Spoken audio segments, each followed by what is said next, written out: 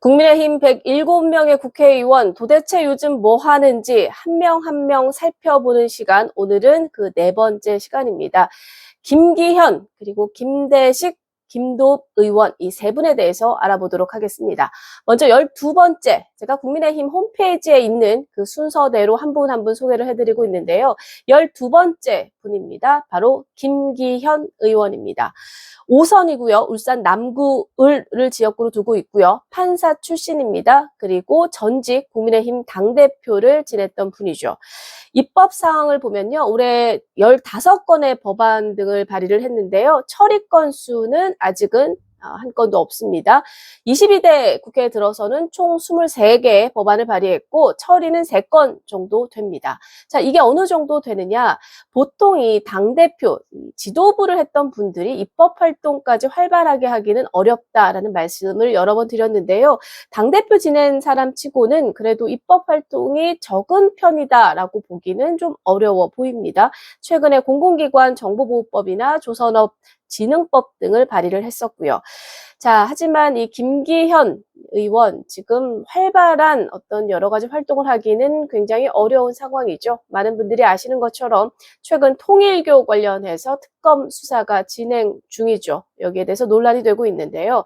민중기 특검이 2023년에 있었던 그 전당대회, 이 김기현 의원이 당대표가 됐던 그 전당대회죠.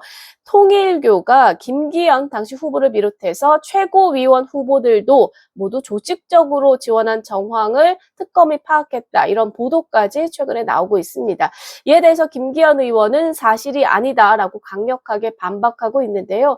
특검의 수사의 칼날을 정조준하고 있기 때문에 김기현 의원이 당분간 이 국회의원으로서 활동하기는 좀 쉽지는 않아 보입니다. 앞서 말씀을 드렸던 권성동, 권영세 의원들과 비슷한 상황이지 않을까라는 생각이 드는데, 그래서 아마도 요 정도 현안 그리고 본인의 수사와 관련된 입장을 밝히는 정도가 앞으로도 되지 않을까라는 생각이 듭니다.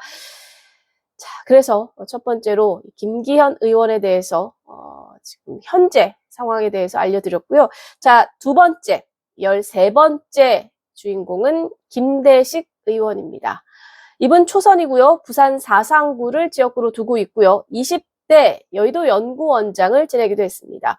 일본어학과 교수, 일문학자 출신이더라고요. 이분이 친이계로 정치를 시작을 했는데 홍준표계로 여연 연구원장을 지냈다고 합니다.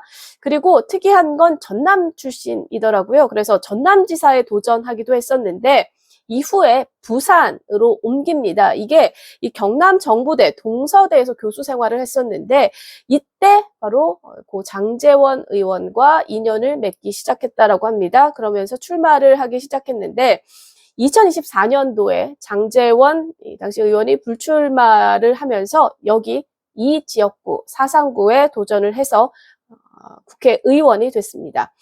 그리고 지금은 친윤계와는 조금 거리를 두고 있다라는 평가가 나오고 있습니다. 자, 입법 활동을 보면요. 좀 저조한 편이에요. 초선인데도 불구하고 올해 한 6개 발의를 했고요. 처리는 아직까지 0개입니다.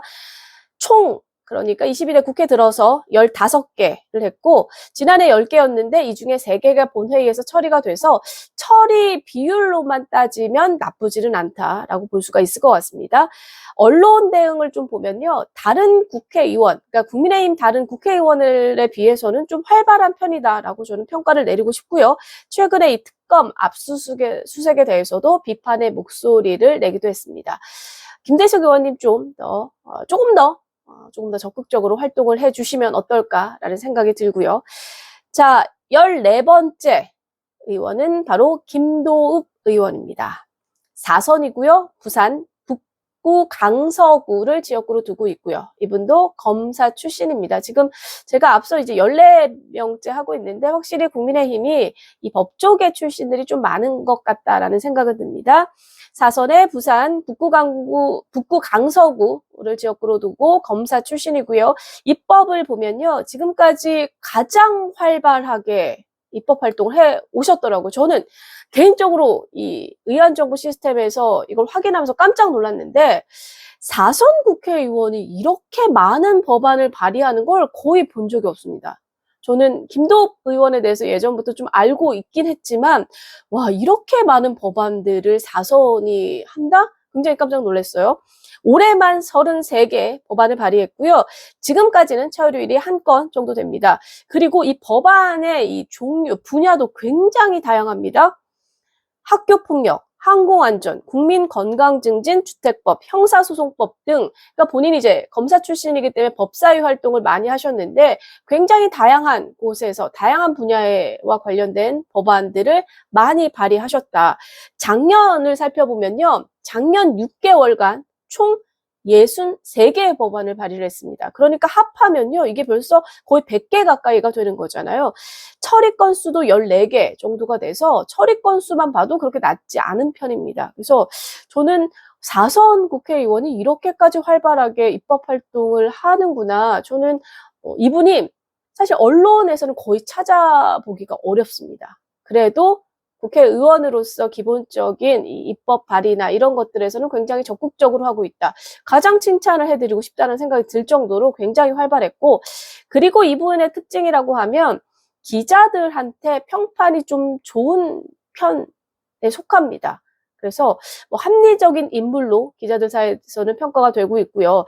그리고 제가 지금까지 이분의 정치 역사를 보면 굉장히 좀 책임을 지는 정치를 하는 사람이 아닌가라는 생각이 드는데, 앞서서요, 이 공수처가 민주당이 굉장히 주도적으로 통과가 됐었죠.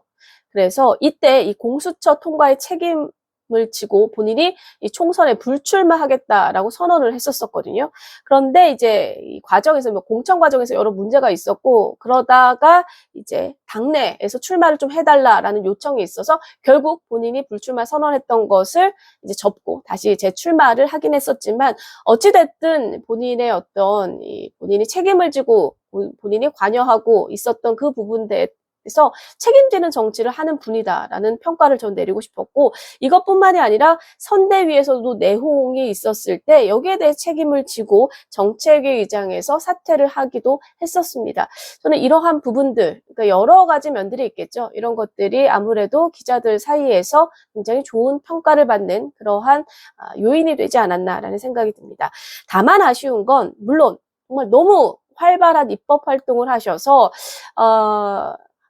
그렇잖아요. 뭐 몇 개 중에 하나라도 사실 그 2개 다 뭐 여러 개가 아무것도 안 되시는 분들도 있기 때문에 저는 그래도 입법 활동이라도 열심히 하시는 게 있어서 언론 활동이 부족하다라는 부분은 그냥 이 사실관계만 말씀을 좀 드리겠습니다. 이것도 뭐 사실은 사실이니까요.